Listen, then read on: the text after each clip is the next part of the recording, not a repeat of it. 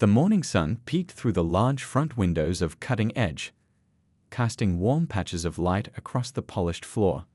Lisa wiped down the counter for the third time, a habit she developed over the 5 years since opening her salon. The smell of coffee mixed with hair products filled the air as she prepared for another busy day.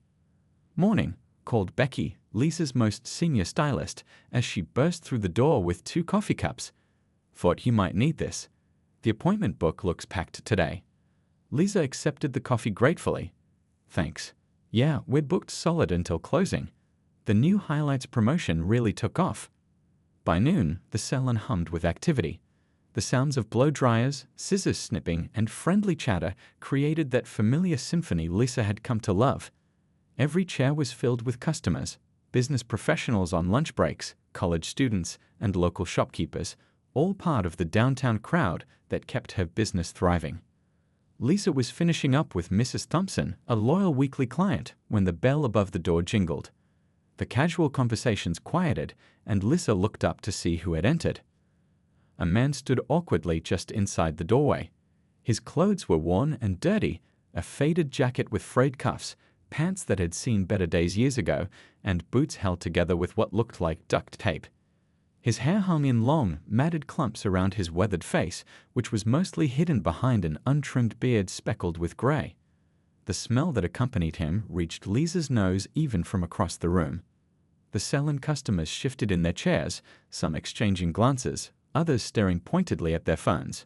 Mrs. Thompson tightened her grip on her designer purse.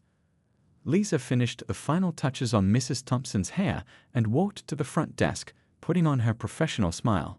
"Can I help you?" she asked, maintaining a polite distance. The man's eyes, startlingly clear blue against his dirt-streaked face, met hers briefly before looking down at the floor. "I was wondering," he said in a quiet, rough voice, "if someone could cut my hair."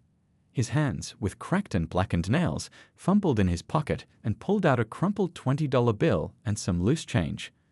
"I've got this much. Is it enough?" Lisa glanced at her appointment book, then at her waiting customers, catching the looks of discomfort on their faces. She thought about her new white chairs, the reputation she built, the reviews online that praised the salon's upscale atmosphere. "I'm sorry," she said, keeping her voice gentle but firm. "We're fully booked today." She wasn't exactly lying, they were busy. But on another day, for another person, she might have squeezed them in. The community center on Pine Street offers free haircuts on Wednesdays. Maybe try there. The man nodded slowly, his eyes still on the floor. "Right, thanks anyway." He carefully tucked the money back into his pocket and turned to leave. As he reached for the door, Lisa noticed something she had missed before. On the back of his dirty jacket was a faded emblem, some kind of military patch. For a split second, she hesitated, almost called out to him. But the bell jingled and he was gone, disappearing into the flow of pedestrians outside. The salon seemed to collectively exhale. Conversations resumed, the blow dryers whirred back to life, and Lisa returned to her station, pushing away the small knot of discomfort in her stomach. "Some people," Mrs. Thompson whispered as she handed Lisa her credit card. "They should really have separate places for those types." Lisa nodded absently, running the card through the machine. The blue-eyed man's face lingered in her mind, but she pushed it away as her next client approached with a magazine clipping of the haircut she wanted. The day continued, busy and profitable. But every time the bell jingled, Lisa found herself looking up, half expecting, or perhaps half hoping, to see those clear blue eyes again. By closing time, she had almost convinced herself she'd done the right thing. Almost. What she didn't know then was how that brief encounter would soon turn her carefully styled life completely upside down. Lisa locked up the salon just after 7 that evening. Her feet ached from standing all day, and all she wanted was to get home, pour a glass of wine, and sink into her couch. The encounter with the homeless man had faded to the back of her mind, pushed away by the constant flow of customers and the regular rhythm of cut, color, style, repeat. The drive home was quick, just 15 minutes from the busy downtown area to her quiet apartment complex. Once inside, Lisa kicked off her shoes, heated up some leftover pasta, and settled on her couch. Out of habit, she grabbed her phone and started scrolling through social media. She liked a few posts from friends, commented on a photo of her niece's dance recital and was about to put her phone down when a post from a local community page caught her eye. The headline read, "Local veterans need our help this winter." Lisa almost scrolled past it, but something made her stop. There, in the second photo, standing among a group of men and women in front of a shelter, was a familiar face. Those clear blue eyes were unmistakable, even partially hidden behind the tangled hair and beard. It was him, the man she turned away from her salon that morning.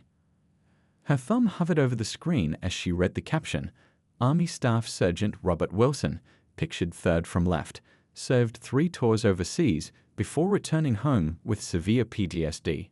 Like many of our veterans, he struggled to reintegrate and now finds himself without permanent housing. Robert has an interview next week for a position at Henderson's Hardware, which has a program specifically for hiring veterans." Lisa's pasta grew cold beside her as she stared at the photo, Staff Sergeant, 3 tours. The military patch she'd noticed on his jacket suddenly made sense. She scrolled through the comments under the post. "That's Bobby Wilson. We went to high school together. Can't believe he's fallen on such hard times after everything he did for our country. I served with Rob in my first tour. Bravest man I ever met. Saved our entire unit during an ambush. This breaks my heart. Henderson's is doing good work. My brother got his start there after coming back from overseas. They understand what these guys are going through."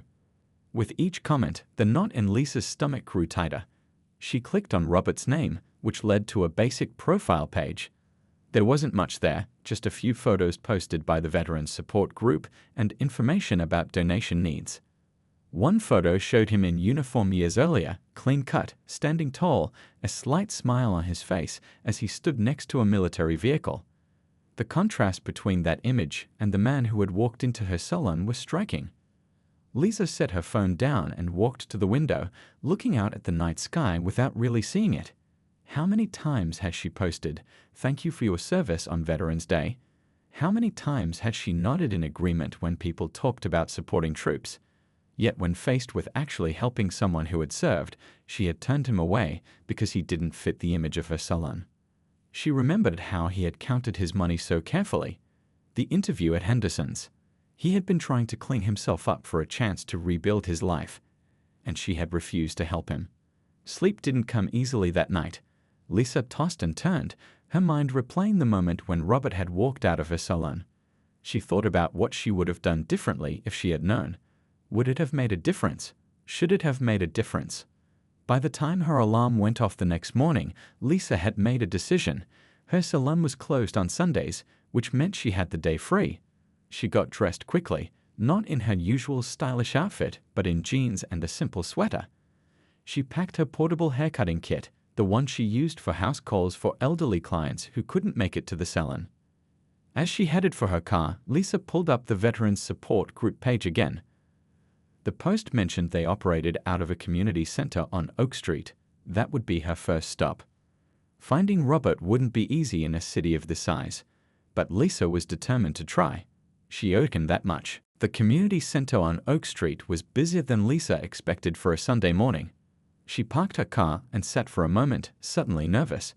What would she say to Robert if she found him? Would he even want her help now? Taking a deep breath, she grabbed her haircutting kit and walked inside. The center was a single-story brick building with a faded sign out front. Inside, the walls were covered with flyers for job fairs, support groups, and community events. An older woman with gray hair, pulled into a tight bun, sat at the front desk. Her name tag read Patricia. "Can I help you?" Patricia asked, looking up from her computer. "I hope so," Lisa said. "I'm looking for someone. Robert Wilson? He's a veteran. I saw online that your Veterans Support Group works with him."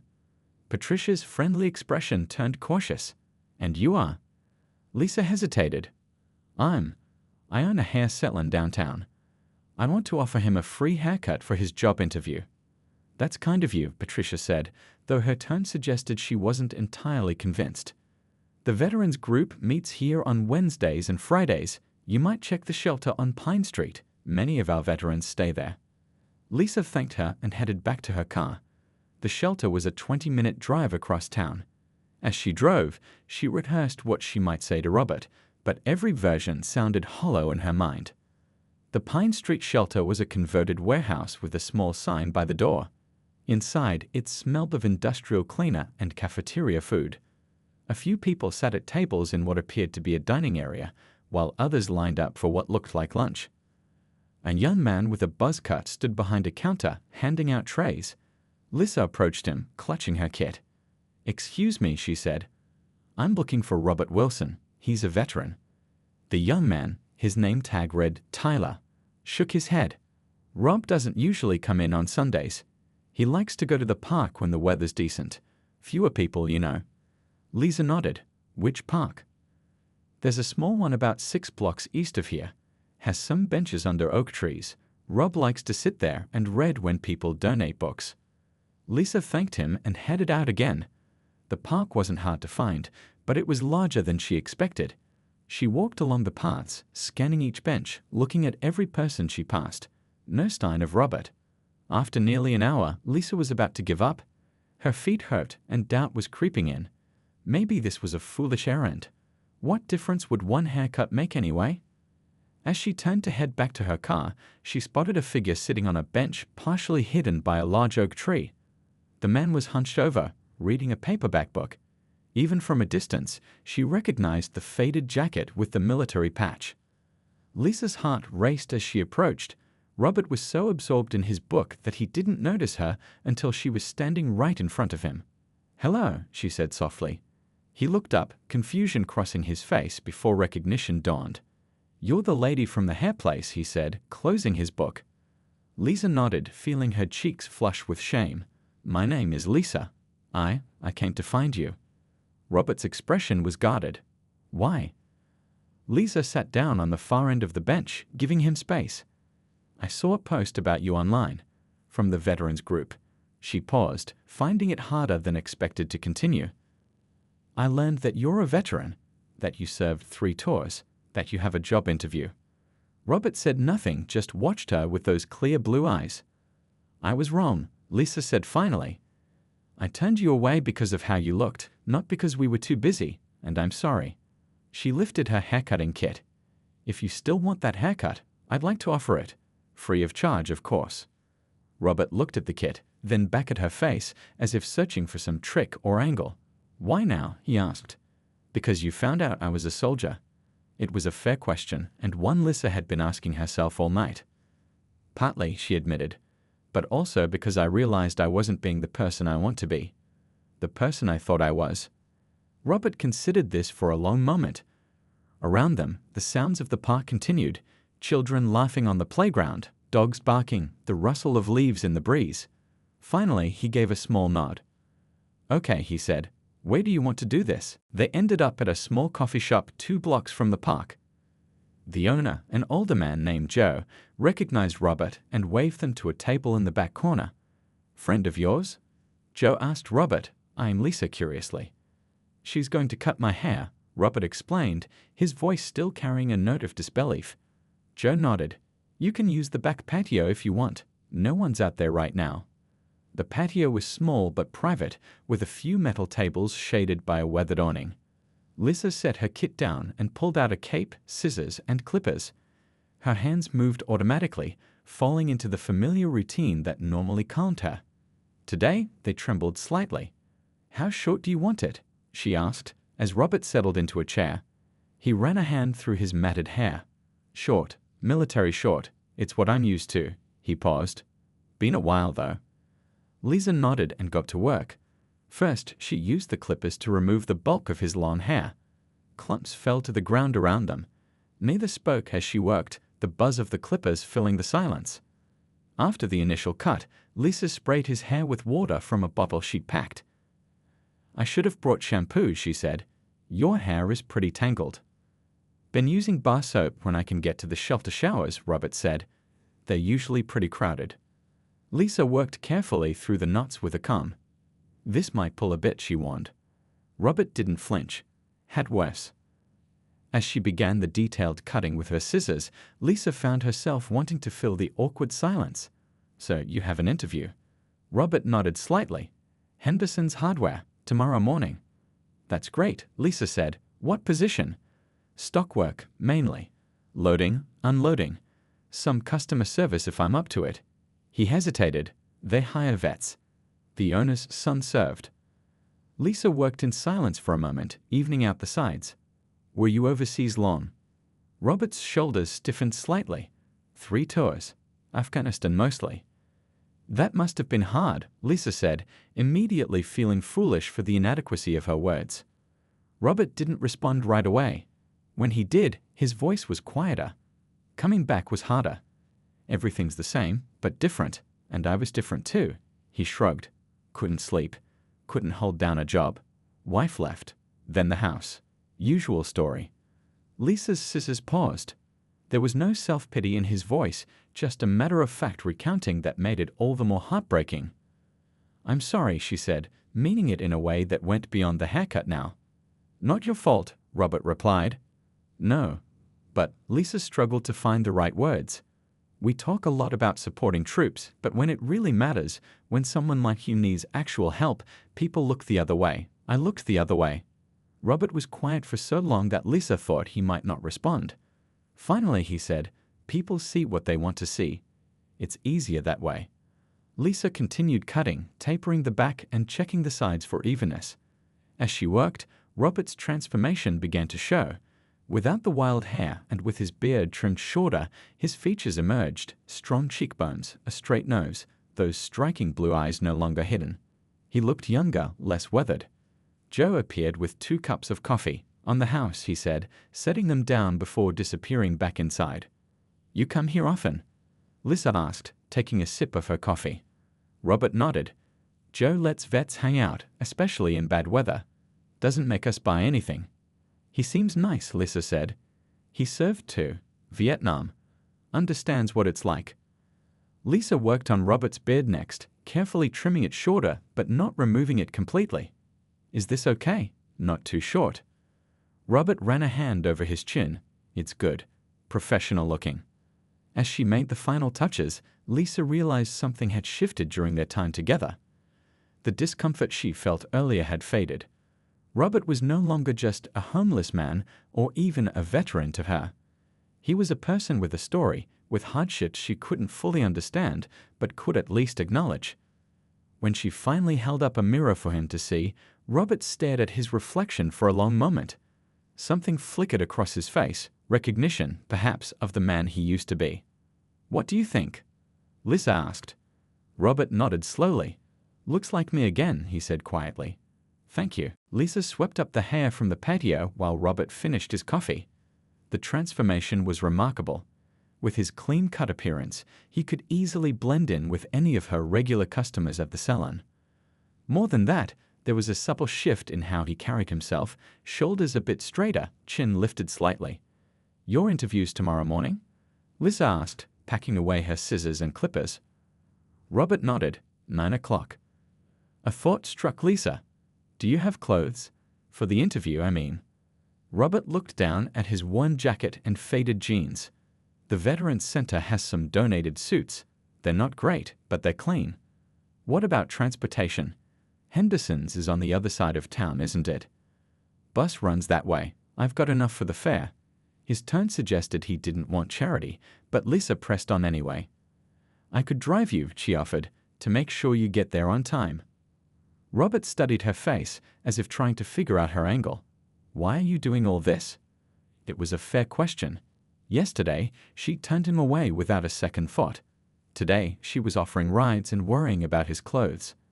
Honestly, Lisa said, zipping up her kit. At first it was guilt. When I saw that post and realized who you were, she shook her head. But now, I don't know.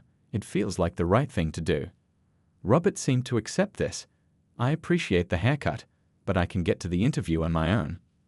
Lisa nodded, respecting his independence. Well, at least let me buy you dinner. You must be hungry. This time, Robert didn't refuse. They went back inside the coffee shop, where Joe also served simple meals.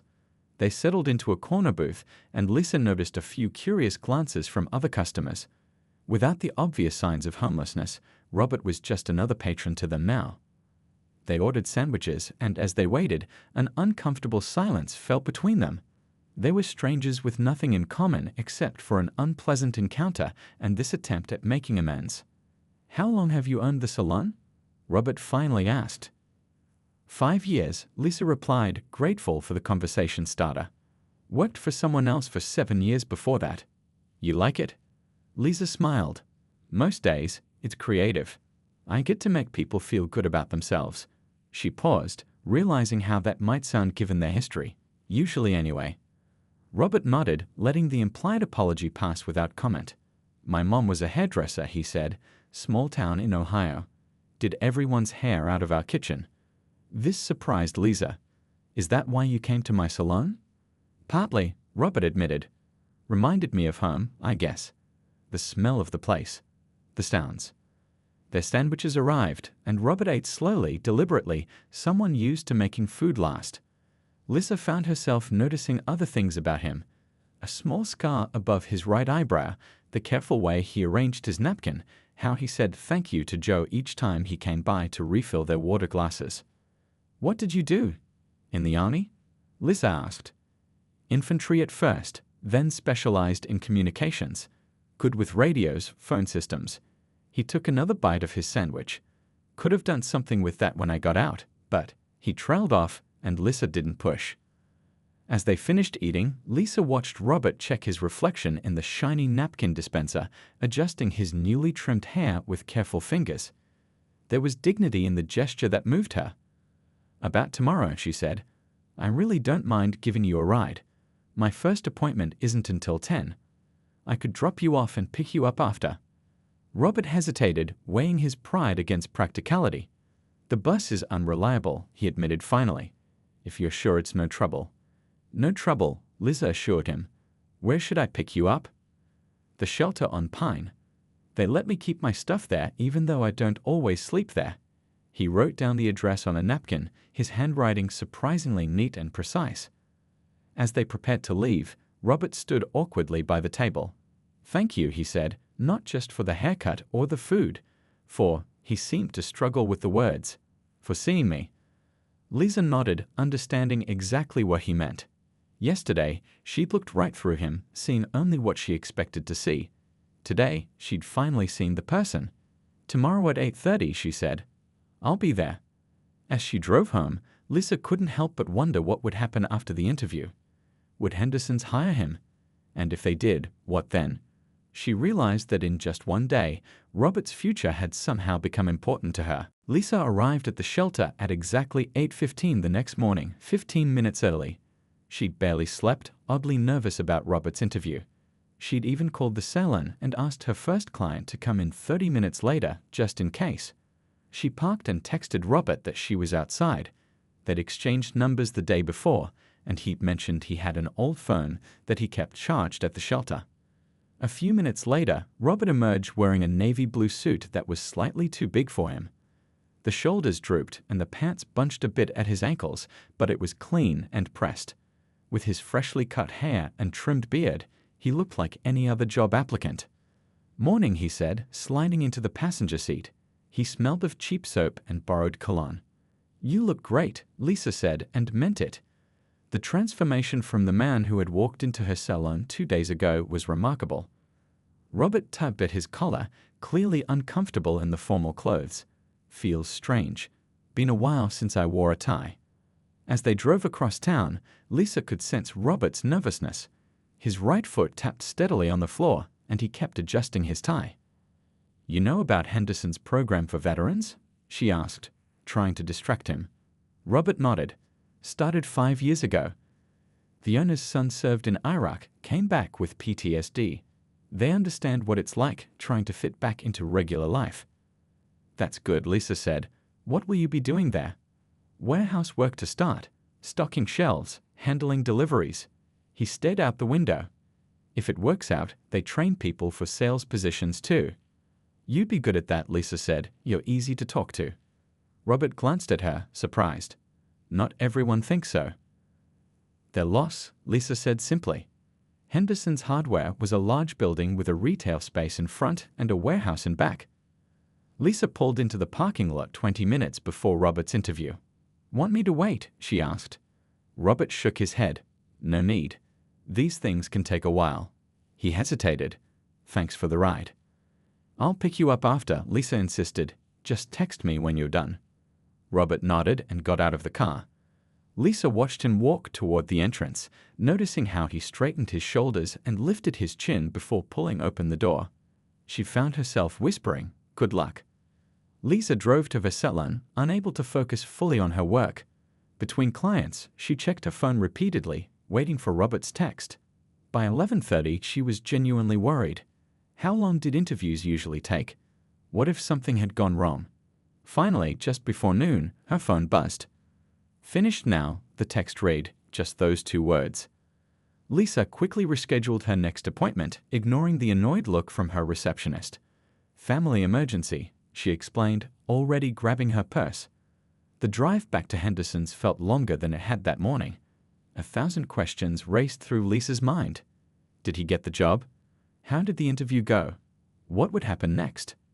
She pulled into the parking lot and spotted Robert sitting on a bench near the entrance. His face was unreadable. Lisa parked and walked over, heart pounding with an anxiety that surprised her. Why did this matter so much? How did it go? She asked, sitting beside him. Robert looked at her, his expression still neutral. They asked a lot of questions. About your experience. About my situation, being homeless, my time in the service. If I was getting help for, he paused, for the PTSD. Lisa nodded, waiting. I told them the truth, that I'm working with the VA, but it's slow. That I stay at the shelter sometimes but prefer to be outdoors when I can. That I haven't held a steady job in 3 years. He fell silent again, and Lisa fought the urge to fill the silence with reassurances. The manager, Tom, he served too. Afghanistan, like me. Different unit, different time, but Robert trailed off. He got it, what it's like. Lisa held her breath, and Robert's face remained serious for a moment longer, then broke into a small but genuine smile. I start tomorrow. 6 a.m., warehouse shift. He shook his head slightly, as if he couldn't quite believe it. They're giving me a chance. The relief that washed over Lisa was intense and unexpected. She found herself smiling back, wide and real. That's wonderful. They're lucky to have you. Robert looked down at his borrowed suit. Need to get this back to the donation center. And figure out how to get to work tomorrow. Bus starts running at 5, but it's not always on time. Lisa didn't hesitate. I can drive you. At least for the first few days until you get your first paycheck. She could rearrange her schedule, come in later. Her clients would understand, or they wouldn't, and that was okay too. Robert started to protest, then stopped himself. I'd appreciate that, he said instead, just until I get on my feet. As they drove away from Henderson's, Lisa realized something had fundamentally changed. What had started as an act of guilt-driven charity had become something else entirely. Something that felt a lot like friendship. 6 months passed in a blur. Lisa kept her promise, driving Robert to work every morning for that first week. By the second week, he received his first paycheck and insisted on taking the bus, though Lisa still picked him up on rainy days. By the 3rd month, Robert had saved enough for a small studio apartment near Henderson's. It wasn't much, just a single room with a kitchenette and bathroom, but it was his. Lisa helped him find second-hand furniture. A bed, a table with 2 chairs, a comfortable reading chair for the books he borrowed from the library. Never thought I'd have my own place again, he said the day he moved in, looking around the sparse but clean space with a mix of pride and disbelief. Life settled into a new pattern. Lisa focused on her salon, and Robert worked hard at Henderson's, quickly becoming one of their most reliable employees. They kept in touch, meeting for coffee every couple of weeks. Robert always insisted on paying for his own, a small thing that Lisa knew meant a lot to him. One Monday morning in early fall, Lisa arrived at her salon to find a small package waiting at the door. Inside was a carved wooden sign that read "Second Chances" and a note in Robert's neat handwriting, "For someone who gave me one. Thank you." Lisa hung the sign by the salon's front desk. When customers asked about it, she told them the story, about the homeless man she turned away and later discovered was a veteran, about finding him and making amends, about watching him rebuild his life one step at a time. That night, Lisa couldn't sleep. The sign had sparked an idea, one that wouldn't let her rest. by morning, she'd made a decision. Lisa called a meeting with her staff. "I want to do something new," she announced. "Every Monday morning, before we officially open, I want to offer free haircuts to homeless veterans." Her employees exchanged looks of surprise, but no one objected. "I'll need volunteers," Lisa continued. "I can't pay you for the time, but—" "I'm in," said Becky, her senior stylist, immediately. "My brother served." "Me too," added another stylist. "Mondays are slow anyway." By the following Monday, word had spread through the Veterans Center and the shelter on Pine Street. Lisa arrived at the salon at 7 to find 3 men already waiting outside, all veterans, all homeless, all in need of not just haircuts but that feeling of being seen.